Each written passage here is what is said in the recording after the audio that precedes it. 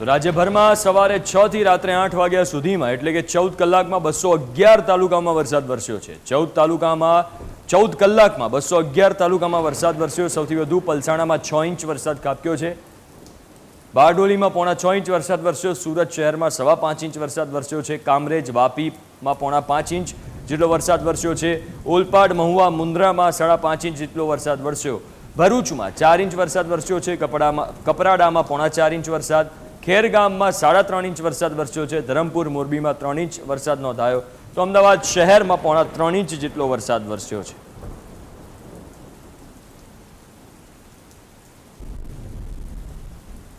તો 14 કલાકમાં 211 એવા તાલુકાઓ છે જ્યાં વરસાદ વરસ્યો છે, જેમાં અમદાવાદમાં પણ વરસાદ વરસ્યો।